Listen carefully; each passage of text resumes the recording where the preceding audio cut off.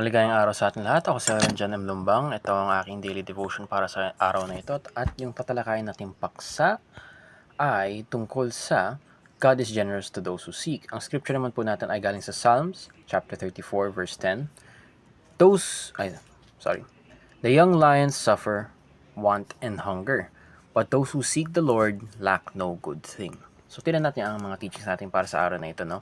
Tatlo ito. Una, God is a generous Father.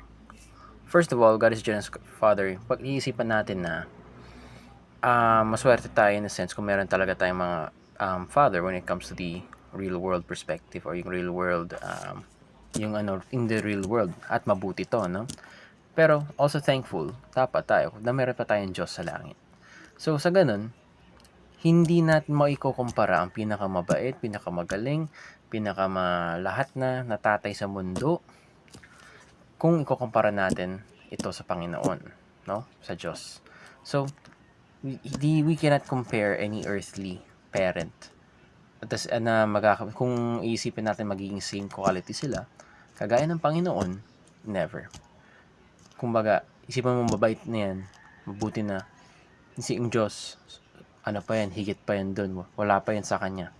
So, yung magiging natin basehan dito na God is a generous Father here is that God, no, loved us when we were unlovable. Generous in love. And in the sense na, so generous na He gave us, through His love, He gave us salvation. No? Binigyan pa tayo, pinagkaloob pa sa atin yung pinakamalaking magiging, or pinaka magandang makakamit mong biyaya talaga, which is salvation, eternal life. And through the expense of His own Son, no? Or to the expense of Jesus Christ. So, minsan naintindihan ko. To the expense of Jesus Christ na He had to suffer on the cross for us. No, He had to live the perfect life, suffer and die on the cross, and live again for the sake of us. No? And God was willing to give His Son for us. No? He loved us that much. So, makita talaga natin dito na ang masasabi rin dito is na binigay na niya yung anak niya. No? Yung tanging mag-iisang anak niya na si Yesu Kristo. At kung nabigay niya pa niya yung anak niya, ano pa kaya yung ibang mga bagay? Hindi niya ipagkakait ang mga ibang mga bagay na mabubuti sa atin, no? So, those who seek the Lord lack no good thing. Yung masasabi na dito na kung ano mga bagay na mabuti, hindi talaga yung pinagkakait ng Panginoon sa atin. Never yung mangyayari. Kung itong bagay na mabuti ay mabuti nga talaga, no? Mabuti at ayon sa kalooban ng Diyos. So, hindi lahat ng bagay na tinuturing natin mabuti ay masasabing mabuti talaga o makakatulong sa atin, no? Minsan naisip natin mabuti talaga pag nakakuha tayo ng 1 billion or something. 1 billion, magandang magarang kotse or mga ganun, makakatulong ba talaga yun sa'yo? Nakakabuti ba yun sa'yo? At sa ganun, malalaman natin hindi natin kaya i-manage. Hindi tayo mga mabuting steward masyado when it comes to the blessings or wealth of God, no? At sa ganun, binibigyan lang tayo ng sapat na kaya nating i-handle na biyaya, no? So, God is a generous Father. He gives us what we need on the daily basis. He has given us salvation. He has given us strength. Daily, lagi tayong pinagkakalooban ng biyaya. Kumbaga. At it never stops.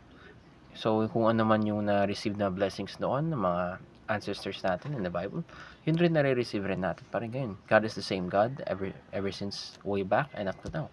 He is unchanging. And always, or rather, and perfect, basically. So, isa na sa alam ko. So, second teaching is, God does not withhold any good things. Kaya sinasabi ko, walang pinagkakait ang Panginoon sa atin. No? So, the same way God loves Jesus, the same way He loves us, no?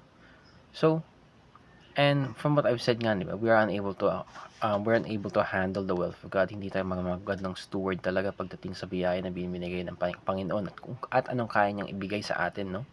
Kung ano yung kaya mabigay ng Diyos sa atin, hindi natin kayang i-handle talaga. Kung isipin mo, if God has infinite riches, infinite everything, isipin mo bigyan ka ng infinite riches, magagamit mo ba yan sa tama? No? Sa ganun, God does not withhold any good things that come to us. So, any good things that is according to His will, any good things that is actually good to us, na nakakatulong, nakakabuti, no? Last, God wants the children to seek Him. So, makita talaga natin na even from the past topics, God is very relational, no? Gusto niyang hinahanap natin siya. Gusto niyang na sa tuwing may problema tayo, nilalapitan natin siya. Sa tuwing mayroon tayong gusto, nilalapitan natin siya.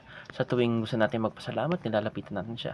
Sa tuwing wala lang, gusto lang makipagkwentuhan, makipag-usap, gusto niyang nilalapitan natin siya, no? Sa perspektibo o lens ng isang magulang, isipin mo nilalapitan ka ng anak mo para hingiin ng payo, hingiin ng gabay na anong gagawin niyang next na desisyon sa buhay niya o anong gagawin niyang ano yung gagawin niya or magra-rant siya tungkol sa isang problema na naranasan niya at kailangan niya ng tenga na may makikinig talaga lang sa kanya. Sa ganun, hindi ka ba matutuwa bilang isang magulang nilalapitan ka ng anak mo, no? Sa kahit anong aspeto, kahit anong sitwasyon. Sa ganun, which is why we have prayer, no? All sorts of prayer, all types of prayer. God welcomes it. God is open to it. There was never a moment kung saan tayo na lumalapit tayo at yung ginawa ng Panginoon ay sinara niya yung pintuan at hindi niya tayo pinapasok, no? Kasi He's given us salvation. He's given us the greatest thing that could ever be given, no? At sa ganun, God wants us to seek Him. God wants us to become closer to Him and He has made a way for us to be closer to Him talaga, no? So, yun lang. Salamat sa pakikinig at mabuhay.